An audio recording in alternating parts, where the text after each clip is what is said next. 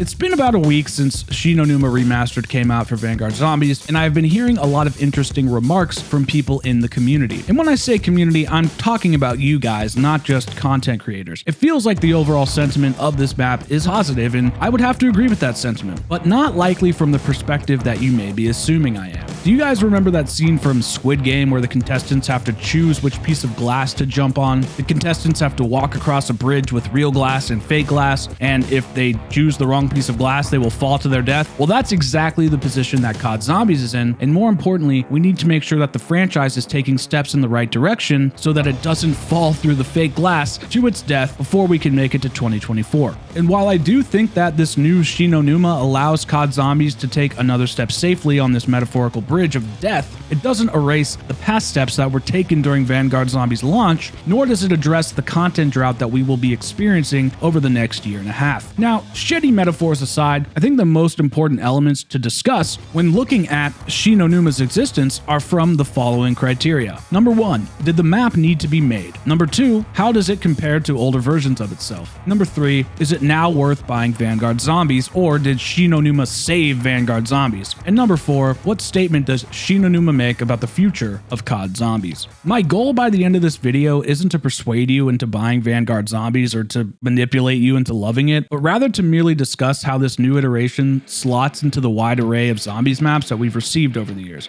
as well as to break down the implications for the future of the mode, as that is what's truly at stake here. But now that the introduction is out of the way, let's begin our discussion.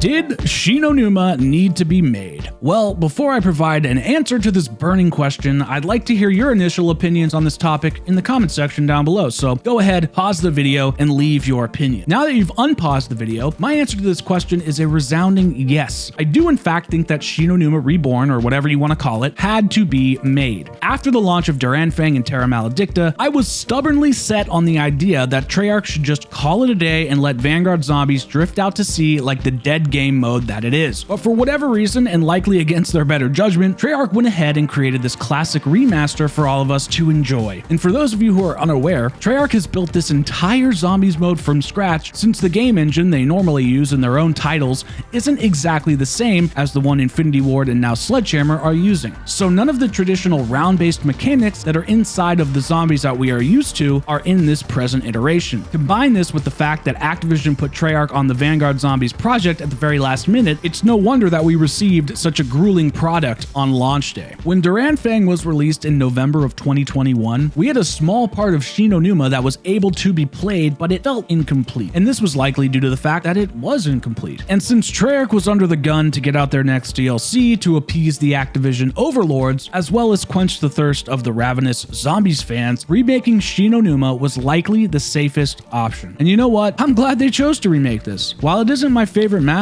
it definitely stands out in a good way. Yes, I wanted Vanguard Zombies to stop making content after the first DLC came out. I was hoping that Treyarch could focus on the future of Zombies rather than try and salvage the awful experience that Duranfang and Terra Maledicta provided. But if they didn't come out with Shi no Numa, the next 1.5 years would have been tough, as my faith in the studio would have been cautiously pessimistic. And what I think this shows us is not only can Treyarch put together something that's very promising, but it also restores my faith that Zombies is not dead just yet. In the previous section, I mentioned how Shi no Numa made a lot of sense to remaster from the developer's point of view, and I stand by that. But at the same time, why the fuck are we remastering Shi no Numa again? This map has been in 3 separate titles across the COD franchise, and the fact that it comes back again in 2022 is a bit of a slap in the face. That aside, I tend to like remastered maps or reimaginings as long as they are supplemental content and not the main offering. That does bring this map down a few points in my book, but it's certainly not the dev's fault, nor nor does it take away from the positive aspects of this map that are really, really fucking good. When it comes to Shi no Numa, generally it's your standard zombies map where you don't have too much to strive for other than just surviving to the highest possible round that you can. Now, during the World at War days, some amazing things were added into the zombies franchise from Shi no Numa. Randomized perks, more innovative traps, hellhounds, and of course, the Wonderwaff. Since Pack-a-Punch didn't come until the next World at War Zombies DLC, it was understandable that we would never see a PAP machine inside one of the many remasters, as it just didn't really fit the map's original motif. But in this iteration, Treyarch decided to change how the map played. They added a Pack-a-Punch machine, crafting tables, covenants, and a small main quest that is perfect for a map of this caliber. I have been chomping at the bit for a while now, discussing how the small to medium style zombies map needs to have something a little more to do than just kill zombies or Pack-a-Punch. This is actually something that I've been talking about for quite a while, and I've recently even made a video on. Info card will pop up on your screen right now. And I've been pretty disappointed that Treyarch has yet to create such an experience.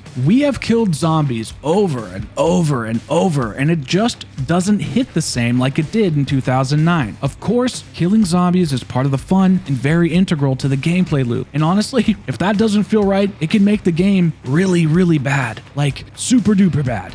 And when these smaller maps are strictly survival based, they end up getting sidelined by the player base simply because there's nothing meaty to sink your teeth into. This provides a disincentive for the developers not to create experiences like this or surprise us with that secret survival map that we've always wanted. And this is simply based off the idea that the number of people that will play the map will go down significantly after that new car smell wears off. Shi no Numa has now taught the developers that this style of map and quest design is something that the community desires. The survival map formula has been flipped on its head by adding a main quest in a boss fight, and the possibilities are endless now that Treyarch has a new tool up their sleeve. And I think that this can be traced back to the positive reception that Treyarch received after adding a smaller quest inside of Outbreak. They felt like they could maybe branch out a bit when it came to creating zombies experience and the quest lines that go with them. And it goes without saying that Outbreak isn't the same as traditional round-based, but there is still something to be learned from expanding the repertoire of zombies experiences. But quest implementation isn't the only thing that's important here. Another crucial aspect to Shi no Numa's quest design is the difficulty. VGZ Zombies has been known to design quests that are nonsensical, very random, while also adding this layer of artificial difficulty in areas that just don't need it. Now, Treyarch did go very hard in the other direction when it came to Cold War Zombies, and I was not a fan of that, but they really did start to find their footing when it came to maps like Mauer der Toten and in the Legion boss fight during Outbreak's first Easter egg. This really highlighted that Treyarch was well on their way to striking the balance of replayability, difficulty, and challenge. And I truly believe that, objectively, Shi no Numa hits the mark almost perfectly, especially when it comes to being a smaller map with a more defined and honed-in quest. We will expand on this topic a little more in further sections of this video, but as it stands, I think this iteration of Shi no Numa is by far the best based on map design, gameplay loops, and quest offering.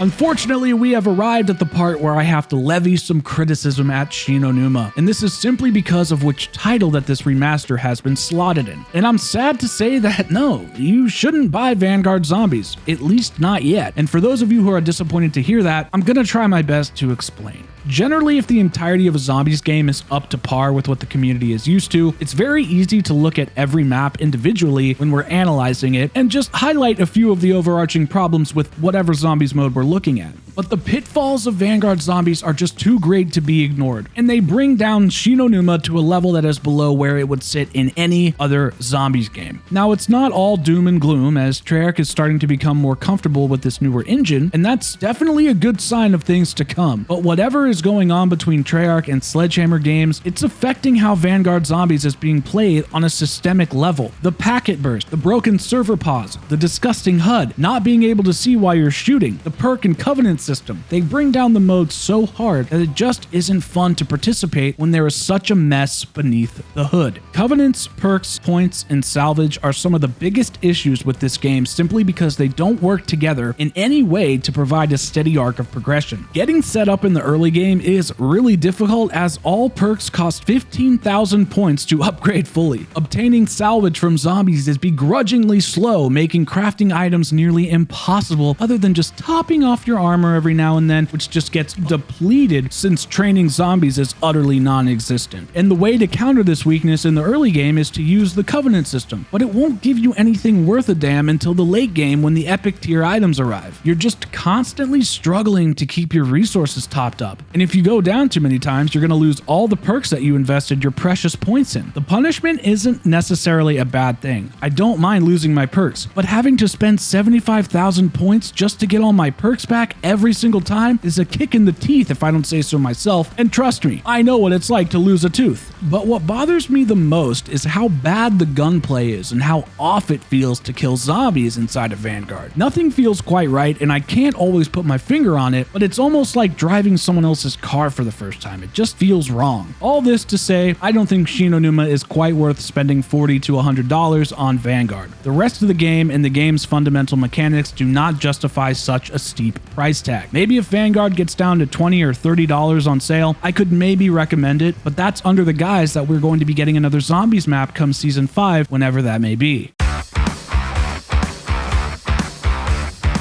While Vanguard Zombies is a bleak, dark, dystopian version of what COD Zombies truly is, I really do believe in the future of this franchise. Shi no Numa has taught me that the developers still have what it takes to make a great Zombies map, but they need time, money, and our patience, and I'm willing to give them those things, as well as the money on behalf of Bobby Kotick. Returning to round-based, upping the difficulty, and removing some of the hand-holding aspects that Cold War Zombies brought to the table aligns with the same trajectory that the Zombies team had established starting around the first Outbreak Easter egg. Treyarch has been toying with the difficulty of Easter eggs, trying to find that sweet spot between tedious difficulty and just plain oversimplification. And if I'm being honest, Shi no Numa's quest is that sweet spot, and I can see things working out wonderfully in the future regarding Easter eggs for COD 2024. But things like the Covenant system and the reliance of salvage and this nonsensical perk system, they just have to go. And luckily this is Vanguard Zombies, and I believe it's going to be a one-off regarding most of the gameplay mechanics. And I'm praying, for the love of God, that when the main Zombies team takes over for COD 2024, the mode resembles a mix of all of the amazing elements that we have seen from over the years. Regardless of what you think about Shi no Numa being a remaster or recycled content, it is a good map. Objectively, it is. While it doesn't have a ton of replayability simply due to the core gameplay mechanics of Vanguard Zombies itself, the quest design and the level difficulty do wonders in countering the trail of destruction Daranfang and Terra Maledicta left behind. We just need to be a little patient. In due time, we'll be receiving Treyarch's next iteration of COD Zombies inside of their own title. And while Shi no Numa is a diamond in the rough, that doesn't mean we have to give up hope quite yet. Alright guys, well that's gonna do it for this video. If you did like it, hit that silly little like button, and if you loved it, hit that big old subscribe button. But that's it for now, and I'll see you guys in the next video. Peace out, everybody.